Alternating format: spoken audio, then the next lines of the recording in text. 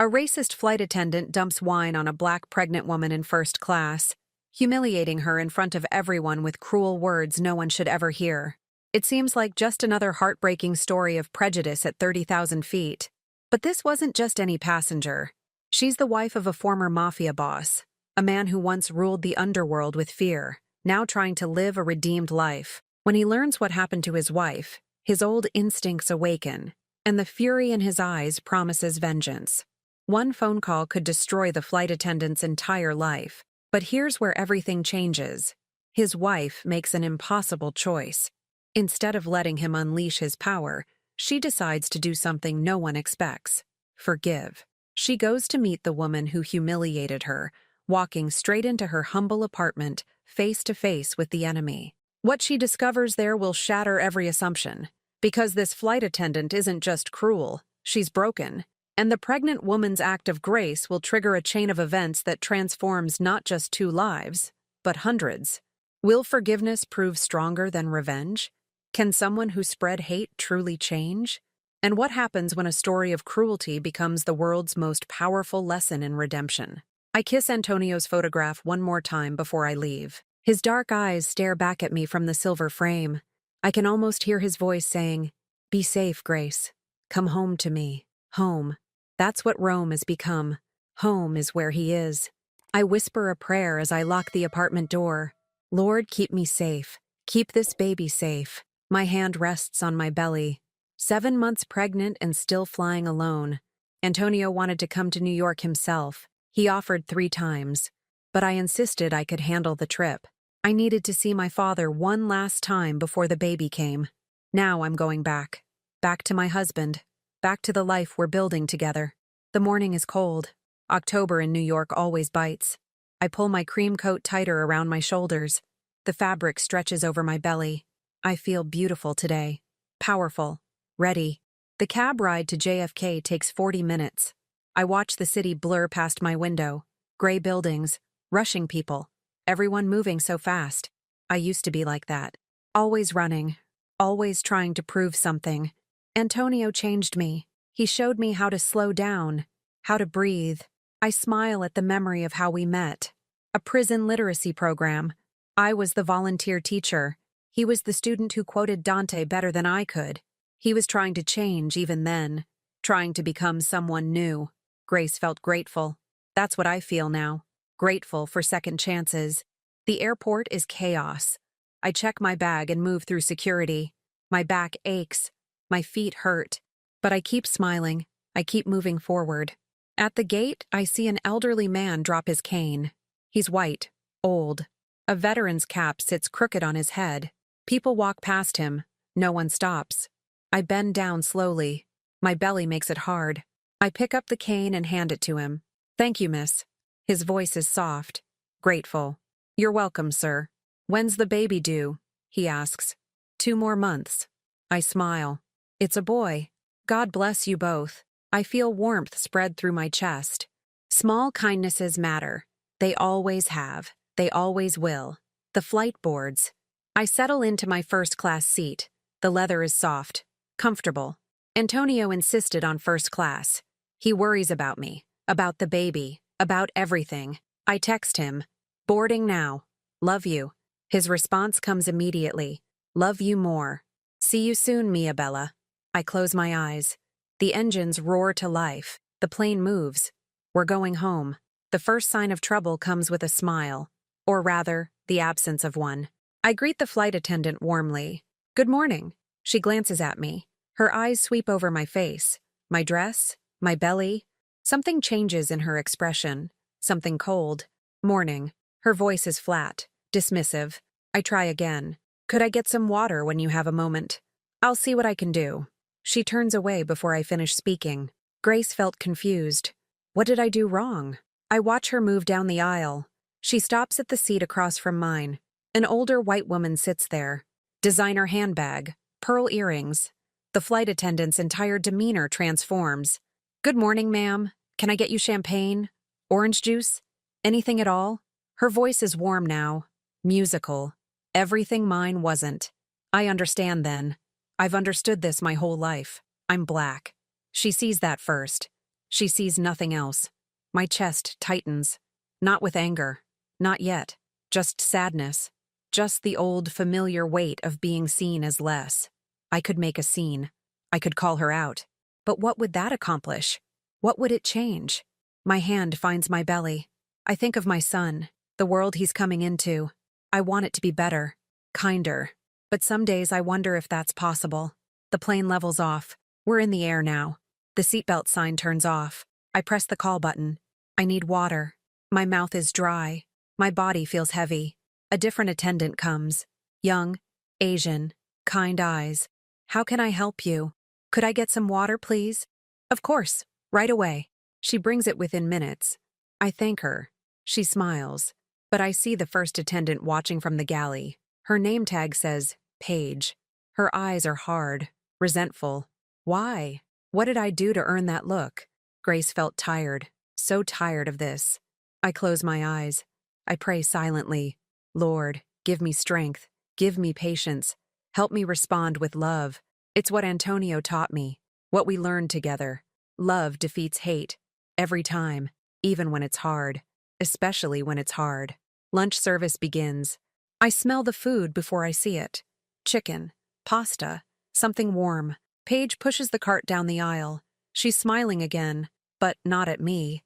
Never at me. She serves the woman across the aisle first. Here you go, ma'am. Enjoy your meal. Then she turns to me. Her smile disappears. It's like watching a light switch off. Chicken or pasta? Her voice is cold. Pasta, please. She places the tray down hard. The utensils rattle. Then she reaches for the wine. I don't want wine. I'm pregnant. But before I can speak, she's pouring. Her hand tilts. The glass moves too far. Red wine spills. It cascades over the rim. It splashes across my tray, across my dress, across my lap. The cream fabric turns crimson. The wine soaks through. Cold. Wet. Spreading. I gasp. My hands fly up. Too late. Oh no. Paige's voice is flat. Unconvincing. Sorry about that. Around me, people stare. Some gasp. Others look away quickly. The silence stretches like a wound. Could I get some napkins, please? My voice stays calm, steady, even though my hands are shaking. Paige hands me 2 thin napkins. 2. For a dress soaked in wine. You people always overreact. She says it quietly, under her breath, but I hear every word. My breath catches. The world tilts. Did she really? Grace felt humiliated. The word echoes in my mind. You people. I look down at my ruined dress, at my hands covered in red, at the wine dripping onto the floor. I want to cry.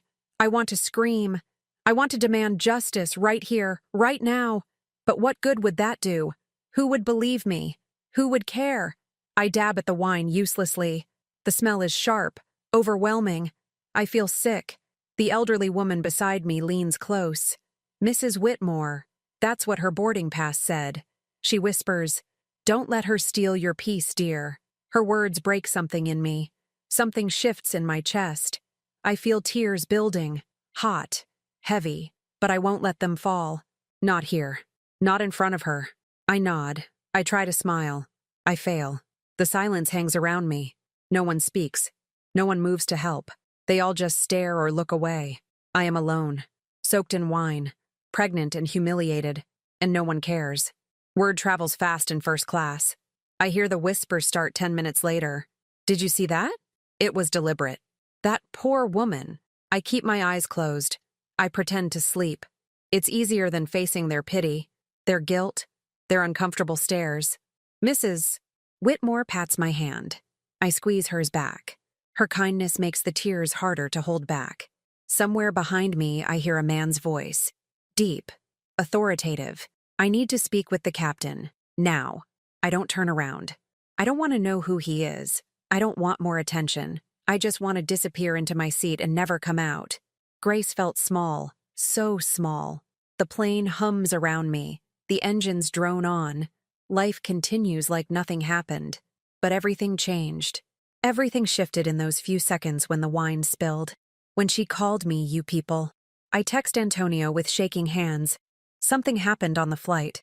I'm okay. The baby's okay. I'll tell you when I land. 3 dots appear immediately. Then, what happened? Grace, tell me now. I put the phone away. I can't explain this over text. I can't find the words yet. My chest tightens with the weight of it all. The injustice, the cruelty, the casual racism that thinks it can hide behind the word accident. But I also feel something else, something stronger, something that whispers through the hurt. Forgiveness, the possibility of it. Even now, even after this, I think of Antonio's past, the things he did, the people he hurt, how he found his way back to Grace, how I helped him, how we helped each other. If he could change, maybe she can too. Maybe anyone can. My hand rests on my belly. My son kicks. Strong, alive, fighting to be born into this broken world.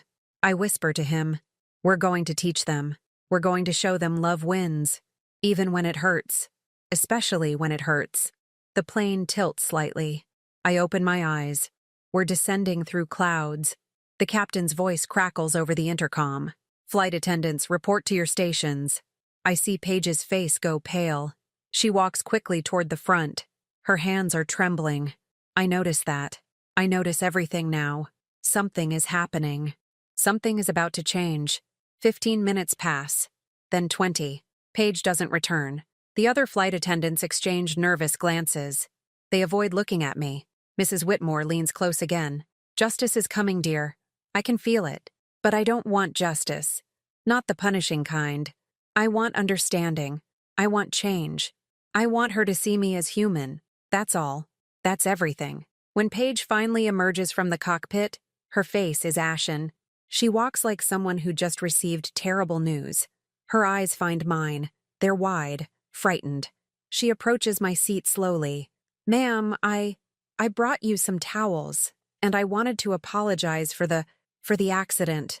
Her voice is different now. Careful, scared. I take the towels. Thank you. Is there anything else I can get you? Anything at all? Grace felt powerful. Not in a cruel way. In a truth-telling way. She knows now. She knows who I am. Or at least, who she thinks I am. I'm fine, thank you. She hovers for a moment. Like she wants to say more. Like she's trying to find words for something impossible to name. Then she walks away. I watch her hands shake as she grips the galley counter. The man who called for the captain appears beside me. He's older, well-dressed. Sunglasses even inside the plane. He doesn't sit. He just nods once. Mrs. Caruso, your husband's people send their regards. They'll be waiting when you land. Then he's gone, back to his seat. Like he was never there. My stomach drops. Antonio's people. Of course. He still has connections. He always will. You don't just leave that life behind completely. Not when you were who he was. I close my eyes. This is exactly what I was afraid of. The past reaching forward. The old life bleeding into the new. I love Antonio. I love him with everything I have. But sometimes I wonder if we can ever truly escape what we were. What he was. The captain's voice returns. Ladies and gentlemen, we'll be landing in Rome in approximately 20 minutes. Please return to your seats and prepare for arrival. 20 minutes. Then I'll see Antonio. Then I'll have to tell him what happened. And I know him. I know what this will do to him. How it will wake up the man he used to be. My breath catches. I feel tears finally fall. Silent. Hot. Sliding down my cheeks. Mrs. Whitmore hands me a tissue. She doesn't speak. She just holds my hand. Her kindness undoes me completely. Grace felt afraid. Not of Paige. Not of the plane. But of what comes next. Of the storm I'm flying toward. The wheels touch down. Rome. Home. But it doesn't feel like home right now. It feels like the beginning of something I can't control. I gather my things slowly. My dress is still damp with wine. Sticky. Uncomfortable. I feel everyone's eyes on me as I stand. They know now. They all know who I'm married to. The door opens. The Italian air rushes in. Warm. Sweet. Everything New York wasn't. I walk down the aisle. Paige stands by the exit. She tries to speak. Mrs. Caruso, It's okay. I say it gently. I mean it. Or at least, I want to mean it. But her eyes fill with tears. Real tears. Not the calculated kind. The kind that come from genuine regret. I step off the plane. The jetway stretches ahead. Long, bright, leading to whatever comes next. At the gate, I see them. 3 men in dark suits. Not threatening, just present. Watching, waiting. Antonio's driver, Marco, steps forward. Mrs. Caruso. Welcome home. His voice is warm, respectful. Mr. Caruso is waiting at the house. He asks that we make sure you're comfortable. Thank you, Marco. He takes my bag. The other men form a loose circle around me. Not caging, just protecting. I've learned to tell the difference. Other passengers stare as we walk through the airport. Some with awe, some with fear, some with something that looks like guilt. I keep my head high. I keep walking, one foot in front of the other. In the car, I stare out the window. Rome passes by. Beautiful, ancient, indifferent to my small problems. My phone buzzes. Antonio, 5 minutes away. Can't wait to hold you. My chest tightens. I love him. I do.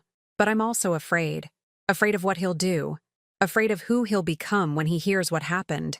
Grace felt torn. Between love and fear. Between trust and worry. Between the past and the future. The car pulls up to our villa. The gates open automatically. The garden is in bloom. Everything is perfect. Everything is beautiful. But I know the moment I tell him what happened, everything will change. Antonio stands in the doorway. Tall, handsome. His face lights up when he sees me. He rushes forward. Grace, my Grace. He wraps his arms around me carefully, mindful of my belly, of our son. His lips find mine. The kiss is gentle, full of longing. Then he pulls back. His eyes scan my face, my ruined dress. He sees everything. He always does. What happened? His voice is tight, controlled. But I hear the edge underneath, the old fury waking up. Let's go inside. I touch his face. Please, let's just go inside. He looks at me for a long moment. Something shifts in his expression, from love to anger, from husband to something older, something darker. Who did this to you? Antonio. Who did this? And there it is, the man he used to be, rising up, taking over, ready to make someone pay. I take his hand. I lead him inside. I know I have to tell him. I know I can't protect him from this, but I can try to soften it. I can try to remind him of who he is now, who we're both trying to be. In our bedroom, I sit on the edge of the bed. He kneels in front of me. His hands rest on my knees. His eyes search mine.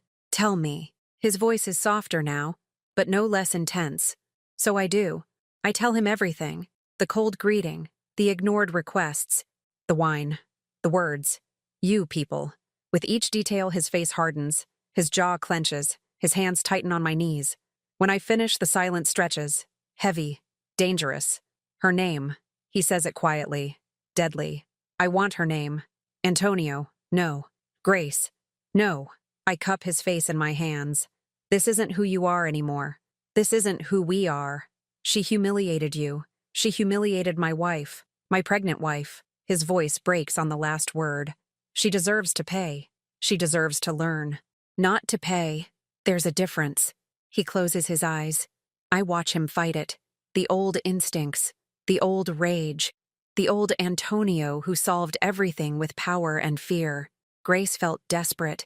Desperate to save him from himself, from the past that keeps calling him back. I love you. I whisper it. I love you, but I need you to choose me, not revenge. Me. His eyes open. They're wet with tears.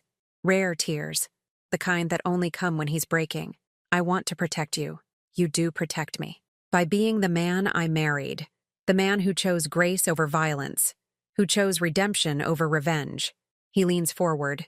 His forehead touches mine. We breathe together. In and out. Finding our center. Finding each other. Okay? He says it finally.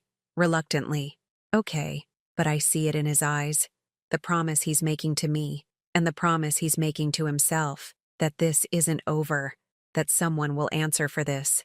Just not the way I hope. That night, I can't sleep. Antonio lies beside me. His breathing is even. But I know he's not sleeping either. I think about Paige. About her fear when she realized who I was. About the tears in her eyes when I left the plane. I think about my son, about the world he's coming into, about all the pages he'll meet, all the people who'll see his skin before they see his heart. And I think about Antonio, about the life he left behind, about the shadows that still follow him, about how hard he fights every day to be someone new. My hand finds my belly. Our son kicks, strong, insistent, demanding to be born. We're going to make it better, I whisper to him, to myself, to God. We're going to teach the world about love, one heart at a time. Beside me, Antonio shifts. His hand covers mine on my belly. I made some calls tonight, while you were sleeping. My heart sinks. Antonio, just information, I promise. I just wanted to know who she is, where she comes from, why she would do this. And? The silence hangs between us, heavy with unspoken things. Her name is Paige Larkin, single mother, son with autism. She's struggling, Grace, financially, emotionally, everything. I close my eyes. Of course she's suffering. Hurt people. It's always been true. That doesn't excuse what she did. Antonio's voice is hard, but it explains it. What are you going to do? He's quiet for a long time. Too long. Then, I don't know yet. And that's what scares me most. The not knowing, the waiting, the feeling that something is coming that I can't stop. Grace felt helpless, small against the tide of Antonio's past, against the weight of who he used to be. I turn to face him in the darkness. I find his eyes. They're open, staring at the ceiling, lost in thoughts I can't follow. Promise me something. I say it softly. Promise me you won't do anything without telling me first. He looks at me, really looks at me, and I see the war happening inside him. Love versus anger, peace versus pride, grace versus vengeance. I promise. He says it finally. I promise I'll tell you. It's not the promise I wanted. Not exactly. But it's what I have. It's what he can give me right now. I kiss him. Softly. Then I rest my head on his chest. His heart beats steady beneath my ear. Strong. Alive. Fighting to be better. I love you. I whisper it into the darkness. I love you too. He says it back. More than anything. More than revenge. More than pride. I love you more. And for tonight, that has to be enough. The moon hangs outside our window. Full. Bright. Watching over us. Watching over a world that's both cruel and kind. Broken and healing. Lost and found. My eyes close finally. Sleep comes. But it's restless. Full of dreams I can't remember. Full of fears I can't name. Somewhere in Rome, Paige Larkin is probably sleeping too. Or lying awake. Wondering what will happen next. Wondering if she'll lose everything. And somewhere deeper, in Antonio's mind, plans are forming. Decisions are being made. The old life is waking up. Stretching. Remembering what it felt like to have power. Grace felt the weight of tomorrow pressing down. Heavy. Inevitable. Coming whether I'm ready or not. But tomorrow always comes. Ready or not. Wanted or not. With grace or without it. Tomorrow always comes. Morning comes too early. Sunlight streams through the curtains. Antonio is already awake. I can tell by the way he's lying perfectly still. Thinking. Planning. What time did you wake up? I ask. 4? Maybe 5? His voice is distant. I couldn't stop thinking about it. I sit up slowly. My back aches. The baby is heavy this morning. Everything feels heavy. Antonio, we need to talk about this. I know. He turns to look at me. His eyes are red. Tired.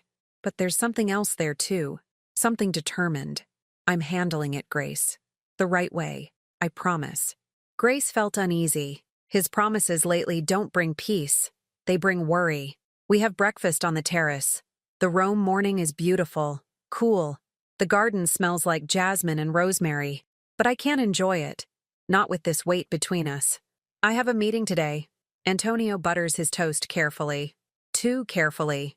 With the airline. They want to discuss a partnership with the foundation. I set down my coffee. What kind of partnership? Funding? Training programs? Community outreach? He looks at me. It's legitimate, Grace. I'm not doing anything wrong, but you're using your influence. I'm using my resources. There's a difference. Is there? My voice is sharper than I intend. Or are you just telling yourself that? The silence stretches. He puts down his toast. His jaw tightens. She humiliated you, Grace. She called you you people. What do you want me to do? Nothing? I want you to let it go. I lean forward. I want you to trust that God will handle this. Not you, not your connections, God. Something shifts in his expression, from frustration to hurt. You don't trust me. I trust who you're trying to be. I'm afraid of who you might become. The words hang between us, heavy, true, painful. Antonio stands. He kisses my forehead, but it's cold, distant. The kiss of a man already halfway out the door. I have to go. I'll be home for dinner. He leaves. I sit alone on the terrace. The jasmine smells too sweet now. Overwhelming. I feel nauseous. My hand finds my belly. Your father loves us. Remember that. Even when he's being stubborn, even when he's being foolish, he loves us. But love isn't always enough. Sometimes love needs wisdom. Sometimes it needs restraint. Grace felt alone. So alone. I spend the morning at the orphanage. Sister Maria greets me at the door. Her smile is warm, real, everything I need right now. Grace, come in, come in. The children have been asking about you. Inside, chaos erupts. Children everywhere, running, laughing, playing. Their joy is infectious. It lifts something in my chest. A little girl named Sophia runs to me. She's 6, gap-toothed, beautiful. Miss Grace, did you bring the baby? I laugh. Not yet, sweet girl. 2 more months. Can I touch your belly? Of course. She places her small hand on my stomach. Her eyes go wide when the baby kicks. He said hello. Yes, he did. Sister Maria leads me to her office. We sit. She pours tea. Chamomile. Calming. You're troubled. She says it gently. Not a question. A fact. Antonio is handling something. I'm worried he's handling it the wrong way. The flight attendant.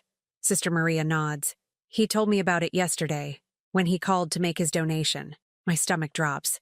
What donation? To the airline's diversity training program. A very generous donation, Grace. Enough to fund it for 5 years. I close my eyes. Of course he did. Using money as power. Using generosity as leverage. There's more, isn't there? I ask. Sister Maria hesitates. Then, he asked me to pray for someone. A woman named Paige Larkin. He said she was struggling, that she needed guidance. My breath catches. So he's already moving pieces. Already playing the game. Even while promising me he wouldn't. What did you tell him? I told him that vengeance belongs to God. But so does mercy. Sister Maria takes my hand. Grace, your husband is fighting himself. The old Antonio wants revenge. The new Antonio wants redemption. You can't fight that battle for him. Then what do? Love him, pray for him, and trust that the man you helped create is stronger than the man he used to be. Grace felt torn. Between anger and understanding. Between judgment and mercy. We spend the afternoon with the children. I read them stories. Sophia sits in my lap, or tries to. My belly makes it difficult. She settles for leaning against my side. When I read about forgiveness, about second chances, I feel the words differently, deeper. They're not just stories. They're choices, hard choices, daily choices. Antonio calls at 3. I'm running late. Don't wait for dinner. How did the meeting go? A pause. Too long. Good. Really good. We're making progress. What kind of progress? The kind that matters. His voice is tight, defensive. I'll tell you everything tonight. I promise. He hangs up before I can respond. I stare at the phone. My chest tightens with frustration, with fear. Sister Maria appears beside me. Trust, Grace. Even when it's hard. Especially when it's hard. But trust feels impossible right now. Trust feels like standing on a bridge while someone cuts the ropes. Antonio comes home at 9. Late. Distracted. He kisses me quickly, then disappears into his study. I follow him. I can't help it. I need to know. What happened today? Really? He's at his computer, typing. He doesn't look up. I told you. Meetings. Progress. Don't lie to me, Antonio. My voice is sharp, final. Don't you dare lie to me. His hands stop. He turns slowly. His face is hard, closed off. I'm not lying. I'm protecting you. By keeping secrets? By going behind my back? By handling things so you don't have to worry. He stands. You're 7 months pregnant, Grace. You need to rest, not stress about airline politics. This isn't about airline politics. This is about who you are, who we are together. Something shifts in his expression. Anger. Real anger. Not the controlled kind. The kind that explodes. You want to know what I did? Fine. I'll tell you. He walks toward me. I met with their CEO. I offered a substantial donation. In exchange, they agreed to review their staff training, to make sure what happened to you never happens again. And Paige? The silence hangs. Heavy. Damning. She'll be disciplined. Maybe suspended. Maybe worse. His voice is cold. She needs to learn that actions have consequences. My breath catches. You promised me. You promised you'd tell me before you did anything. I'm telling you now. After it's done. After you've already made the calls, pulled the strings, played God with someone's life. My voice breaks. Tears come. Hot. Angry. You used your power, Antonio. You used intimidation. The exact thing I begged you to leave behind. I used my resources. It's the same thing. I'm shouting now. I never shout, but something in me breaks. You can't buy redemption. You can't force people to change through fear. That's not grace. That's control. Grace felt betrayed. Deeply, painfully betrayed.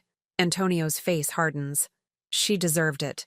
Maybe, but that wasn't your decision to make.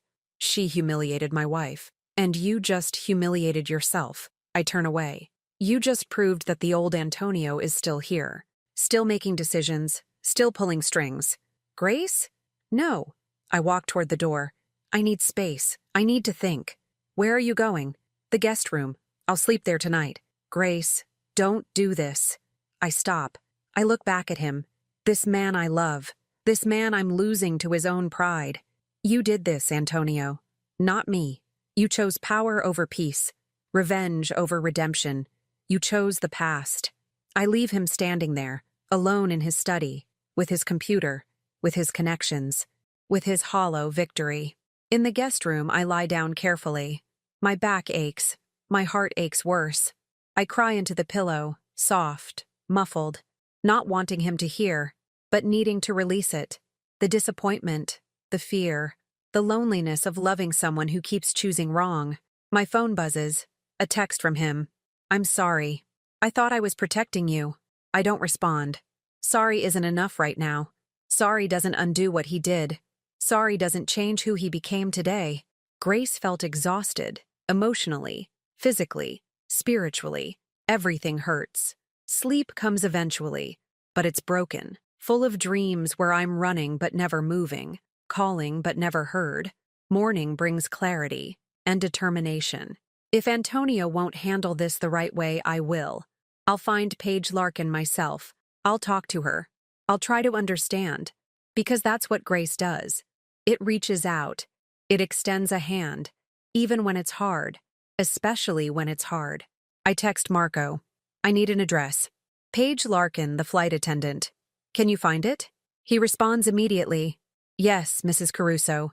Give me an hour. Antonio is still sleeping when I leave. Or pretending to sleep. Either way, I don't wake him. I don't say goodbye. The address Marco provides is in a modest neighborhood. Small apartments, laundry hanging from balconies, children playing in the street. I stand outside her building. My heart pounds. What am I doing? What am I hoping to accomplish? But I know I need to see her, need to understand her, need to offer something Antonio never will. Forgiveness. I climb the stairs slowly. My belly makes it difficult. By the 3rd floor, I'm breathing hard. Sweating. Apartment 3B. I knock before I can change my mind. Footsteps. Then the door opens. Paige stands there. Her eyes widen. Her face goes pale. Mrs. Caruso. Her voice is barely a whisper. How did you— May I come in? I say it gently. Please, I just want to talk. She hesitates. Fear and confusion war on her face. Then she steps aside. The apartment is small, worn, but clean. Toys scatter the floor. Children's drawings cover the refrigerator. My son, Caleb, he's in his room. Paige wrings her hands. I can get him if you— It's okay. This is between us. We sit at her small kitchen table. The silence stretches. Awkward. Painful. I know what you're here for. Paige's voice is flat, defeated. Your husband already made his calls. I'm being investigated. Probably suspended. Maybe fired. Grace felt sad. For her. For Antonio. For all of us. I didn't know he'd do that. I asked him not to. She looks up, surprised.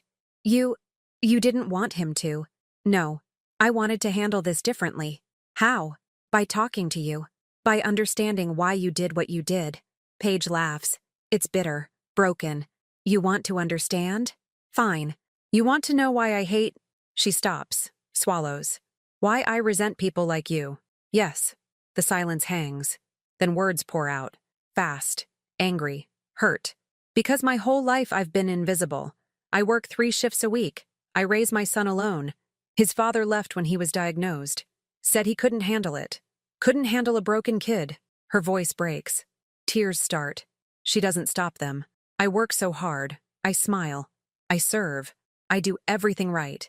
And no one sees me. No one thanks me. But you, she gestures at me. You walk on that plane. Pregnant. Beautiful. First class. And I just saw everything I'm not. Everything I'll never be. My breath catches. So you took it out on me. Yes. She says it simply, honestly. And I'm sorry. God, I'm so sorry. A door opens. A teenage boy appears. Tall, thin.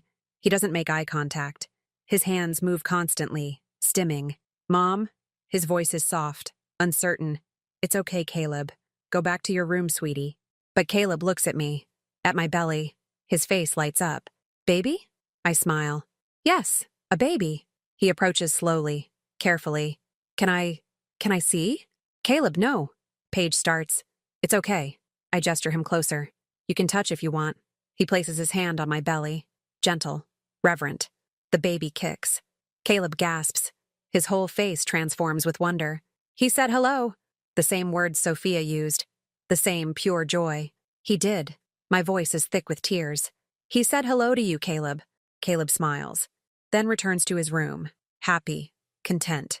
When he's gone, Paige is crying openly. You're not what I thought you'd be. What did you think? Angry, vengeful, cold. She wipes her eyes. Like your husband's reputation. Antonio has done terrible things. He's trying to be better. We both are. Something shifts in Paige's expression. From fear to curiosity. From defense to something softer. Why are you here? Really? Grace felt certain. Clear. Like this is exactly where I'm supposed to be. Because hurt people. And I want to help you heal. Not punish you. Help you. We talk for 2 hours. Paige tells me everything. The loneliness. The exhaustion. The bitterness that built up over years. The moment she saw me and felt something break inside. I tell her about Antonio. About his past. About how he changed. About how hard it is, but how worth it. I don't expect you to forgive me, Paige says finally. I just want you to know I'm sorry. Truly, deeply sorry. I forgive you. I say it simply. I forgave you before I came here. She stares at me. Why? Because holding on to anger would hurt me more than it would hurt you. And because my son deserves to grow up seeing grace in action. Paige's breath catches. Fresh tears fall. What do I do now? I'll probably lose my job. I can't afford that. Caleb needs. Come work for us.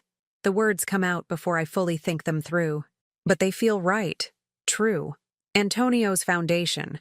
We run a community kitchen in Naples. We need volunteers. It doesn't pay much, but it's something. And maybe it'll help you heal. Why would you offer me that? Because everyone deserves a second chance. Even you. Especially you. The silence stretches. But it's different now. Lighter. Full of possibility instead of fear. Paige nods slowly. Okay. Yes. I'll do it. We exchange numbers. Make plans. When I leave, she hugs me. Tight. Desperate. Grateful. Thank you, she whispers. Thank you for seeing me. Thank you for letting me. Grace felt hopeful. For the first time in days, I feel hope. Antonio is waiting when I get home. He's pacing the living room. His face is tight with worry. Where were you? Marco said you went to her apartment. Grace, what were you thinking? I was thinking someone needed to actually fix this. I set down my purse. Instead of just making it worse. His jaw tightens. What did you do? I offered her a job. At the foundation. She's going to volunteer. You what? He's shouting now. Rare. Dangerous. Grace, she humiliated you. She called you. I know what she called me. I was there, remember? My voice stays calm, steady, but I also know she's hurting. She's struggling. She made a terrible mistake, and she deserves a chance to make it right. She deserves consequences. She's getting them, but consequences can be redemptive. They don't have to be destructive. Something shifts in his expression, from anger to something else. Confusion, maybe admiration, maybe fear. You're too good, Grace. Too forgiving. And you're too vindictive. I say it gently but firmly. We balance each other. But only if you let me. Only if you trust me. He sits heavily on the couch. His head drops into his hands. I thought I was protecting you. You were protecting your pride. I sit beside him. There's a difference. The silence hangs. Heavy. Honest. I called them off, Antonio says finally. The investigation, the suspension, all of it. I told them to let it go. My breath catches. When? This morning. After you left. I realized you were right. I was becoming him again. The old me. The one who solved everything with power. Grace felt relief. Sweet, overwhelming relief. I take his hand. Thank you. Don't thank me. I should never have done it in the first place. He looks at me. His eyes are wet. I'm sorry, Grace. I'm so sorry. I know. And I forgive you. He pulls me close. Carefully. Always so careful with my belly. With our son. I don't deserve you. Probably not. I smile. But you're stuck with me anyway. We sit together in the quiet. The Rome afternoon streams through the windows. Warm, golden, healing. My phone buzzes. A text from Paige. When do I start? I show Antonio. He reads it. His face is unreadable. Then, tomorrow. Tell her tomorrow. Sister Maria will train her. You're okay with this? No. He says it honestly. But I trust you.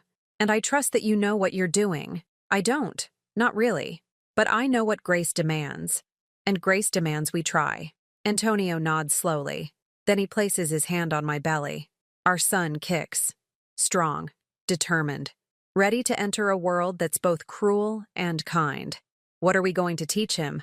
Antonio asks. About all of this? That love is stronger than hate. That forgiveness is braver than revenge. And that everyone deserves a second chance. Even people like me, especially people like you. Grace felt complete, like all the broken pieces are starting to fit back together. The next week passes in a blur. Paige starts at the foundation. Sister Maria takes her under her wing. The staff is resistant, hostile even. But Paige endures it, works hard, shows up early, stays late.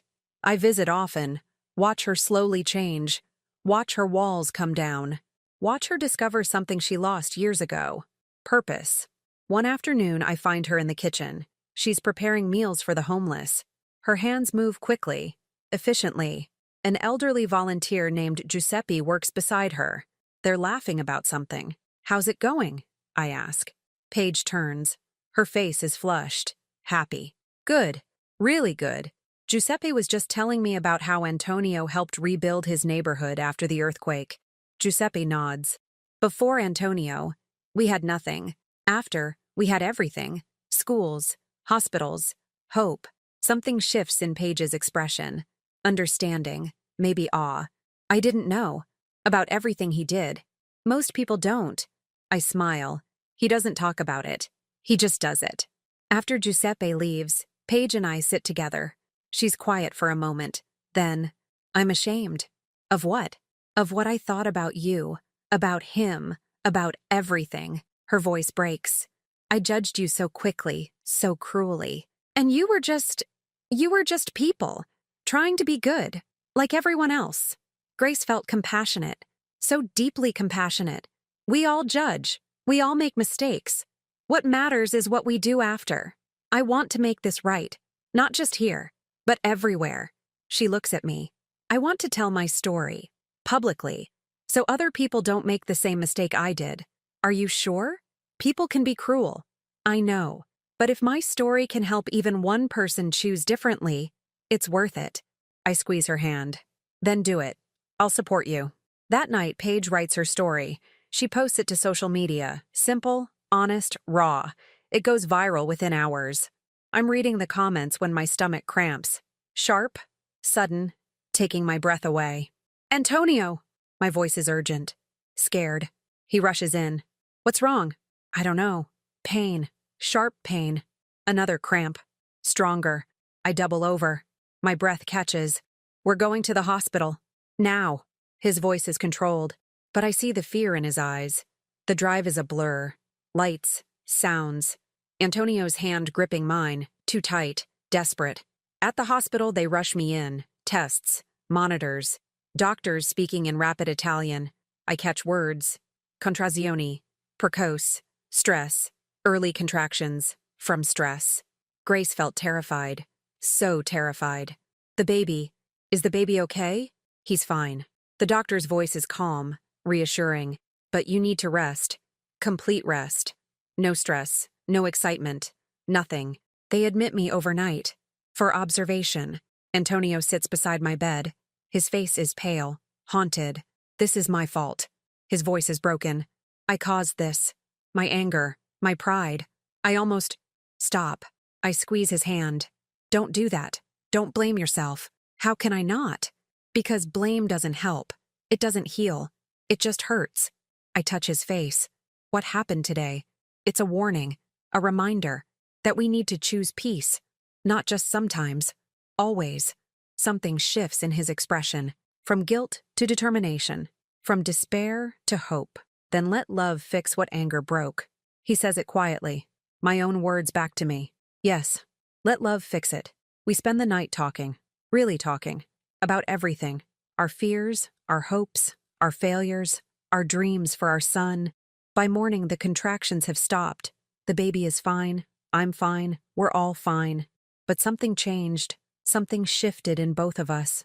A choice was made. To choose peace. To choose grace. To choose each other. Always. Grace felt grateful. For second chances. For mercy. For love that's stronger than fear. The hospital keeps me for 3 days. 3 long, quiet days of bed rest. Monitoring. Waiting. Antonio never leaves my side. He sleeps in the chair. Eats hospital food.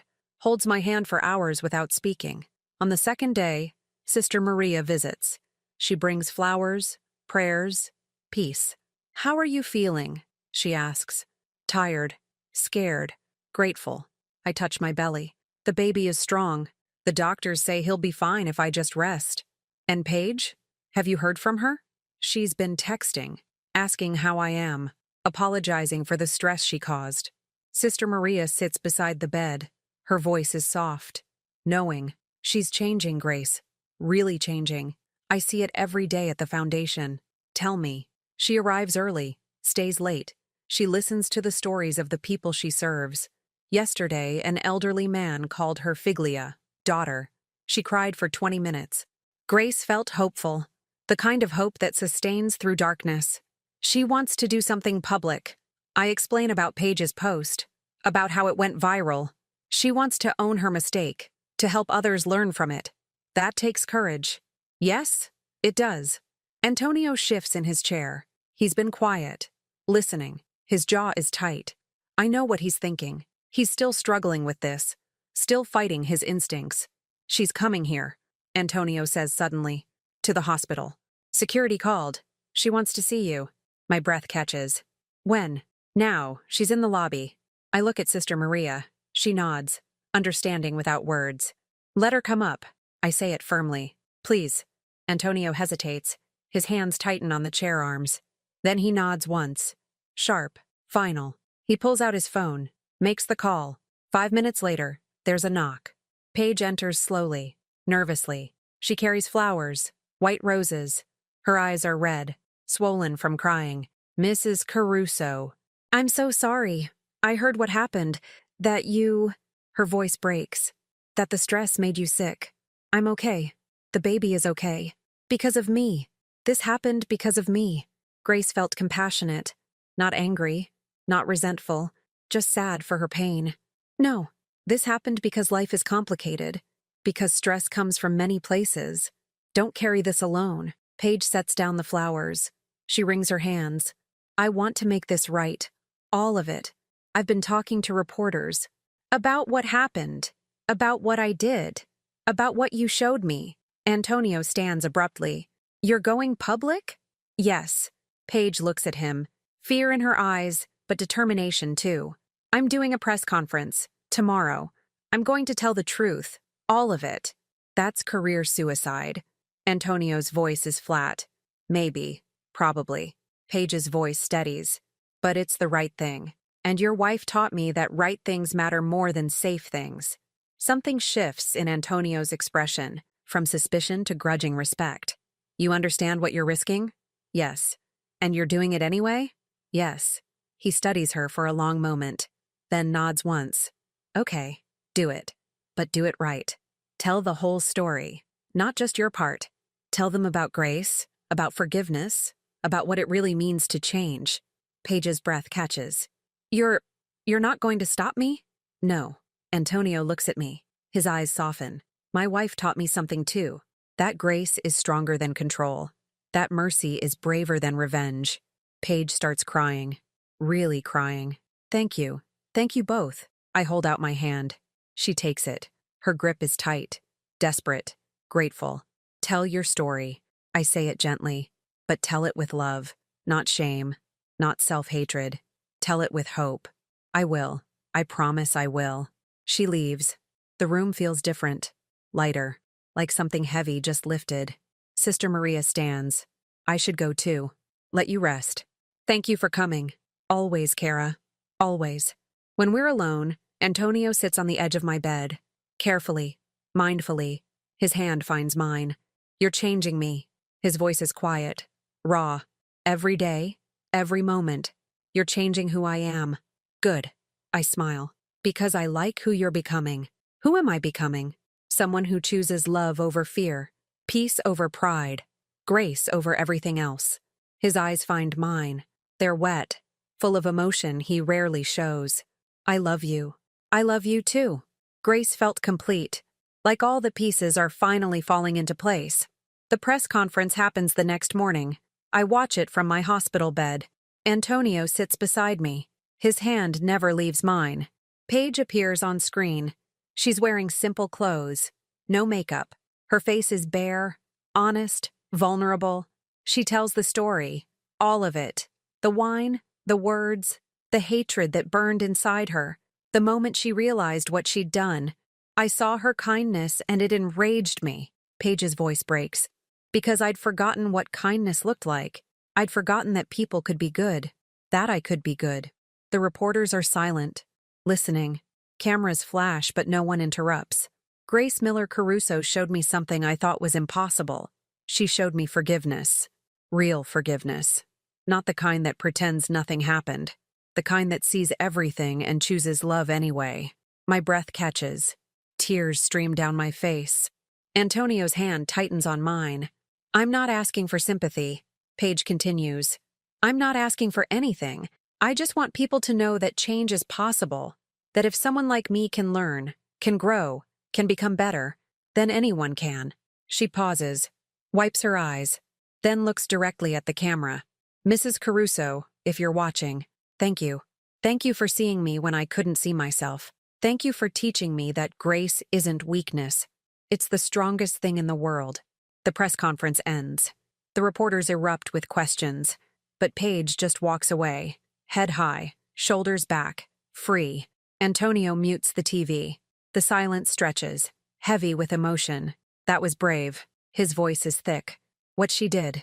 That was incredibly brave. Yes, it was. I was wrong about her. He looks at me. I was wrong about a lot of things. We all are sometimes. What matters is what we do when we realize it. Something shifts in his expression, from regret to determination. I'm calling the airline. Today. I'm donating to their diversity training, but not as leverage, not as power, as partnership. Grace felt proud, so deeply proud. That's good. That's really good. And I'm stepping back from the investigation, from all of it. Let them handle their own business. I'll just be a donor, not a puppet master. Thank you. He kisses my forehead, soft, gentle, full of love. Thank you for not giving up on me, for believing I could be better. Always. I'll always believe in you. The media response is overwhelming. Within hours, Paige's story is everywhere. News networks replay her confession. Social media explodes with support. Forgiveness. At 3,000 feet trends worldwide. People share their own stories, their own moments of grace, their own journeys from hate to hope. My phone buzzes constantly. Messages from friends, from strangers, from women who saw themselves in my story, in Paige's story. One message makes me cry. I saw your story and decided to forgive my sister. We haven't spoken in 5 years. Thank you for showing me it's possible. Grace felt humbled and grateful. So grateful. Maybe this is why it happened. All of it. The pain, the humiliation, the fear. Maybe it was all to lead to this. Antonio reads over my shoulder. You think God planned this? I think God uses everything. Even our mistakes. Even our cruelty. He takes the broken pieces and makes something beautiful. Like us? Like us. The doctor visits that afternoon. She's smiling. Your contractions have completely stopped. Your blood pressure is normal. You can go home tomorrow. Relief floods through me. And the baby? Strong, healthy, perfect. She pats my hand. But you need to continue resting. No stress, no excitement. Just peace and calm until delivery. I can do that. When she leaves, Antonio pulls out his phone. He's been typing furiously for the last 10 minutes. What are you doing? I ask. Making arrangements for when you come home. Full-time help, a nurse, chef, whatever you need. You're not lifting a finger until this baby is born. Antonio, no arguments. His voice is firm but gentle. This is non-negotiable. You need rest. I'm making sure you get it. Grace felt loved. Completely, overwhelmingly loved. That night, I dream of the baby. He's beautiful, perfect. He has Antonio's eyes. My smile. He's laughing, playing, growing up in a world that's kinder than the one I knew. I wake to Antonio's hand on my belly. The baby is kicking, strong, insistent, demanding attention. He's going to be stubborn. Antonio smiles. Like his mother, like his father. I counter. God help us. But he's laughing, really laughing. The sound fills the room with joy. They release me the next day. Antonio drives carefully, slowly, like I'm made of glass. Maybe I am right now. Maybe we all are. At home, everything has changed. Nurses are on standby. The refrigerator is stocked. The house is spotless. Flowers fill every room. You went overboard. I say it fondly. I went exactly as far as necessary. He helps me to the couch, props pillows around me, brings me water, tea, anything I might need. I can still walk, you know. I know, but you don't have to. Not for the next 2 months. I settle into the cushions. My body relaxes. Finally, fully. For the first time in days, I feel safe, cared for, home. My phone buzzes. A text from Paige. I got promoted. Lead flight attendant. They want me to help develop the new training program. Is this real life? I smile. Text back. Very real. You earned it. Proud of you. Her response comes immediately. Thank you. For everything. I'll never forget what you did for me. Grace felt fulfilled. Like everything is unfolding exactly as it should. 6 weeks pass. Peaceful weeks. Restful weeks. Antonio works from home. The foundation continues. Paige thrives in her new role. She visits once a week. Brings Caleb sometimes. He draws pictures for the baby. Stick figures holding hands. Hearts. Smiles. He's excited to meet the baby. Paige explains. He asks about him every day. The baby will be lucky to know him. I mean it. We all are. One afternoon, Paige brings news. The airline is launching a new initiative, in-flight kindness. Training for all staff, not just on policy, on empathy, on seeing passengers as people. They want me to lead it. Her voice is disbelieving. Me, the person who caused all this. Makes sense. I smile. Who better to teach about change than someone who's lived it? I'm scared. Good. That means it matters. Something shifts in her expression, from fear to determination. Will you help me? With the program? Your story, your perspective. It would mean everything. Grace felt honored and ready. Yes, I'll help. We'll do this together. Antonio agrees to fund the program through the foundation, not as control, as genuine support, as partnership. The official announcement comes 2 weeks later. Major news networks cover it. The airline's stock rises. Public approval soars. But the best part? The letters. Hundreds of them. From flight attendants. From passengers. From people who just wanted to say they noticed. They learned. They changed. One letter makes me cry. I'm a flight attendant too. I've been bitter for years. Paige's story woke me up. Thank you for showing me there's another way. My water breaks at 3 in the morning.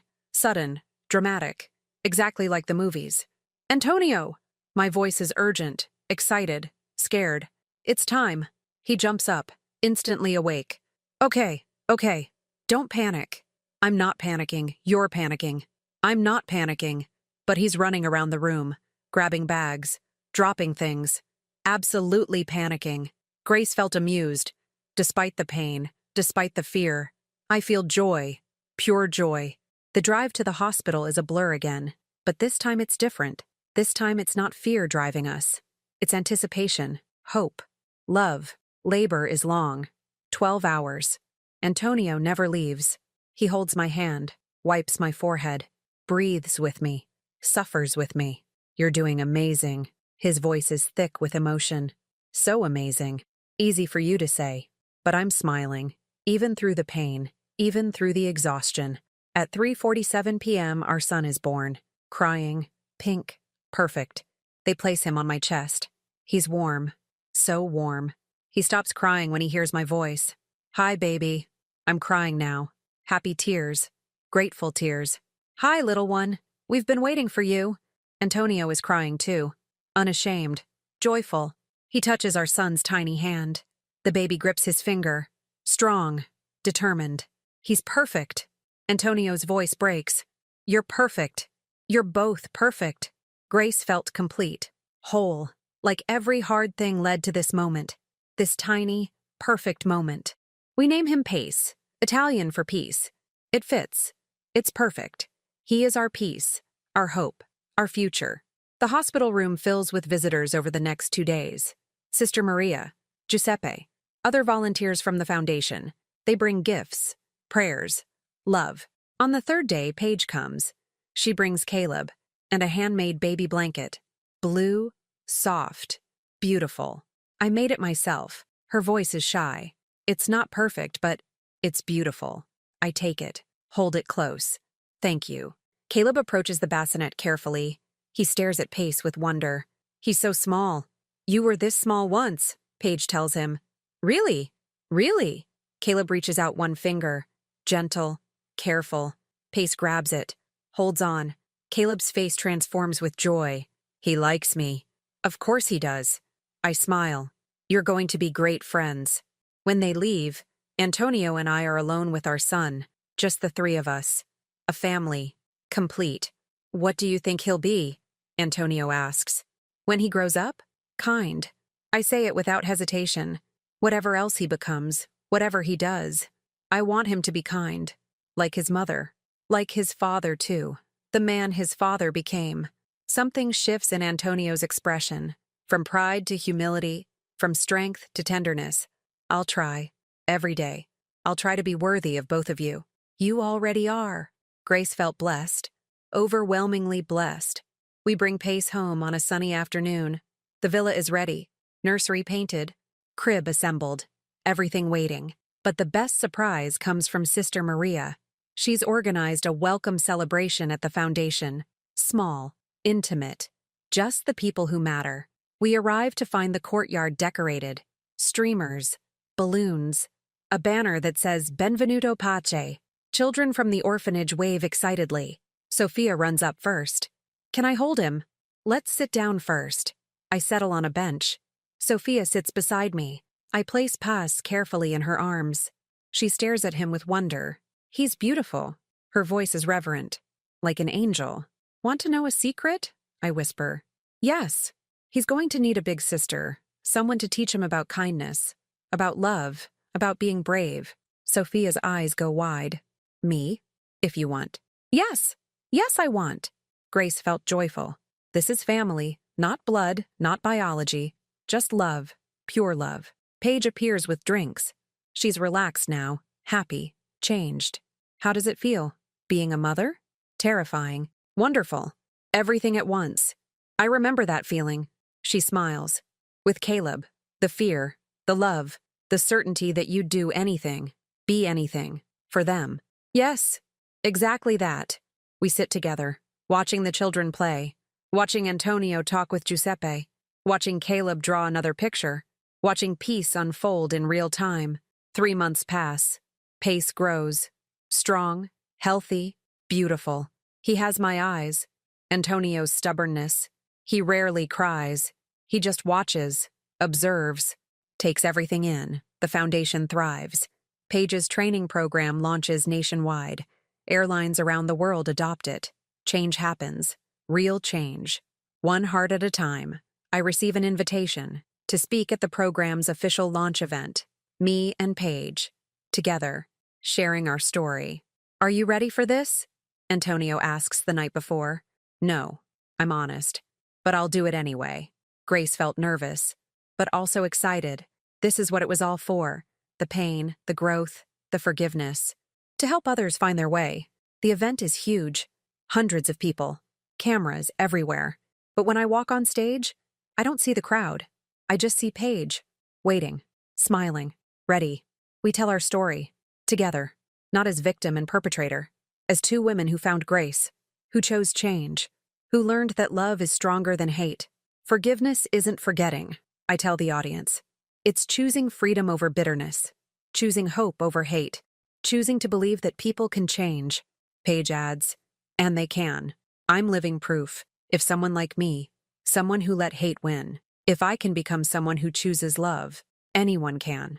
The applause is deafening, but what matters more are the tears, the nodding heads, the people who see themselves in our story, who find courage in our choice. After people line up, they want to talk, to thank us, to share their stories. Each one breaks my heart. Each one puts it back together. One flight attendant, older, white, approaches with tears streaming. I've been bitter for 30 years. Hated passengers. Hated my job. Hated myself. Your story. It woke something up in me. Something I thought was dead. Grace felt honored, humbled, grateful. 6 months after Pace is born, we return to the Naples orphanage. All of us. Grace, Antonio, Pace, Paige, Caleb, Sophia. A chosen family. The children swarm us immediately. They want to hold Pace, touch his tiny hands, make him smile. Sister Maria watches with satisfaction. This is what love looks like. In action, in real life. Not perfect, but real. We spend the afternoon playing, laughing, building. Antonio helps construct a new wing, dedicated to Grace and Pace. A place for healing, for hope, for second chances. I find Paige in the garden. She's sitting with Caleb. He's drawing. She's watching with pride. He's different since meeting you, Paige says softly. Happier, more confident. You gave him hope. You gave him that. By changing, by showing him his mother could grow. We gave it to each other. She smiles. That's what grace does. It multiplies. It spreads. It changes everything. Grace felt certain. This is truth. Simple, pure, undeniable. As the sun sets, we gather in the courtyard. Children, volunteers, staff, everyone. Antonio makes a speech about community, about family, about choosing love. But the best moment comes when Sophia asks to say something. She stands on a chair. Brave, clear. Grace taught me that being kind is being strong, that forgiving is winning, that love always, always wins. Her voice rings out, pure, true. I want to be like her when I grow up. My breath catches. Antonio's hand finds mine. Pace sleeps peacefully in my arms. This is what it was all for. Every moment, every choice, every act of grace. To plant seeds, to water gardens, to watch love grow. 1 year later, I board a plane again, first class. New York to Rome, but this time I'm not alone. Antonio sits beside me, Pace in my arms. We're going home after visiting my father. The circle complete. The crew greets us warmly. And there, at the front, is Paige. Lead flight attendant, confident, kind, changed. Welcome aboard, Miller Caruso family. Her smile is genuine, warm, free. Thank you, Paige. She leans close, whispers, thank you, for everything, for seeing me, for saving me. You saved yourself. I just reminded you that you could. The plane fills. Passengers settle. Engines roar to life. We lift off, through clouds, into sunlight, into the future. Pace sleeps peacefully. Antonio holds my hand. Paige serves passengers with genuine care. Everything has changed. Everything is better. I look out the window. The world stretches below. Beautiful, broken, full of people trying their best. Failing sometimes, succeeding sometimes. Always, always, trying. Grace felt grateful, for all of it. The pain, the joy, the journey from hurt to healing.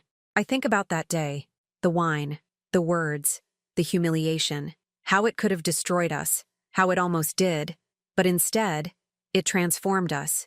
It taught us. It made us better. Because that's what grace does. It takes our worst moments, our biggest failures, our deepest pain, and it whispers, there's still hope. There's still love. There's still time to change. The plane levels off, smooth, steady, safe. Pace stirs in my arms, opens his eyes, smiles up at me. Perfect. Beautiful. Our peace. Antonio kisses my temple. I love you. I love you too. Outside, the clouds glow golden. Inside, everything is warm, peaceful, right. The world changes one heart at a time, one choice at a time, one act of grace at a time. Sometimes even at 30,000 feet. Sometimes especially at 30,000 feet. I stand in our garden. Rome morning. Cool. Peaceful. Pace plays at my feet. He's 2 now. Walking, talking, growing too fast. Mama, look. He shows me a flower. Yellow. Bright. Perfect. Beautiful baby. 6 months after the flight, everything shifted. Not dramatically, just gently. Like seasons changing. Like healing. The foundation expanded. 3 new locations. Hundreds of volunteers. Paige leads the Rome branch now. Caleb helps on weekends. They're thriving, growing, becoming. Sophia lives with us now. Officially adopted. She's Pace's big sister, his protector, his best friend. She teaches him about kindness every day, just like she promised. Antonio walks out with coffee. For him. Tea for me. He kisses my forehead, then Pace's, then Sophia's when she appears sleepy and smiling. Good morning, familia. His voice is warm, content, free. Morning, Papa. Sophia hugs his waist. Grace felt complete. This is home. This is family. This is everything. We spend mornings like this now, together, quiet, grateful, no rushing, no stress, just presence, just love. The doorbell rings. Paige and Caleb. They visit every Sunday. For breakfast, for church, for family time. Caleb runs straight to Pace. They play with trucks, building roads, creating worlds. Innocent, joyful, free from the burdens their mothers carried. How are you? Paige asks me. She asks every time, still afraid, still careful, still grateful. Good, really good. The training program is in 15 countries now.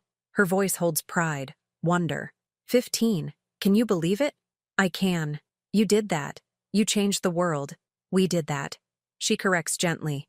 Together. In the kitchen, Antonio and I prepare breakfast. Pancakes, fruit, orange juice. Simple things. Beautiful things. Sophia sets the table. Carefully. Perfectly. She takes pride in helping. In contributing. In being part of something bigger than herself. When we sit down, Antonio says grace. Thank you for this food, this family, this second chance. Help us always choose love, choose peace, choose grace. Amen. We echo. Together. United. We eat. We laugh. We tell stories. Pace spills juice. Caleb drops his fork. Sophia helps clean up. Paige and I exchange knowing looks. Mothers, warriors, survivors. After breakfast, we walk to the orphanage. All of us. A parade of love. The children see us coming. They run to greet us, screaming, laughing, alive. Sister Maria waits at the entrance. My favorite family. We're everyone's favorite family, Sophia says matter-of-factly. We all laugh. Inside, we volunteer. Antonio teaches woodworking. Sophia reads stories. Paige helps in the kitchen. Caleb draws with younger children. I hold babies, rock them, sing to them, pour love into their hungry hearts. Pace toddles around, spreading joy, making everyone smile. He doesn't know he's healing people. He just knows he's loved. Grace felt purposeful. Every day, every moment. This is why we're here. To love, to serve, to change what we can, to accept what we can't, to always, always choose grace. As the afternoon fades, we gather in the courtyard. Golden light, warm breeze, children playing, adults watching, everyone belonging. Antonio finds me, wraps his arms around me from behind. His chin rests on my shoulder. We watch Pace and Sophia play. We watch Paige and Caleb laugh. We watch life unfold exactly as it should. Are you happy? He whispers. Yes, completely.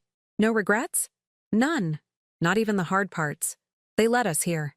Something shifts in his chest. A sigh. Relief. Peace. I love you, Grace.